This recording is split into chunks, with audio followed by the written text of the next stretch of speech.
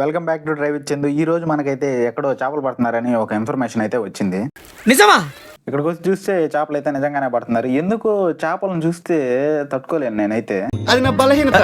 మనం వచ్చే లోపల అయితే వల్ల లాగారు. దీంట్లో అయితే కొరమేన్లు, గెండిలు, ఇంకా ఏందో పైరెట్స్ గీరెట్స్ ఏదేదో ఉన్నాయి. మనమైతే ఇది తీసుకున్నాము. ఇదైతే మనకి కేజీ 150 పడ్డది. 2 కేజీలు ఉండింది. తర్వాత వచ్చి ఇంకా దీంట్లో ఏందో ఉన్నాయి. ఇవి చూడండి, ఇదేందో వాలగలు, గీలగలు, ఏదేదో జలగలు, ఏదేదో ఉన్నాయి రకరకాల ఐటమ్స్ అయితే.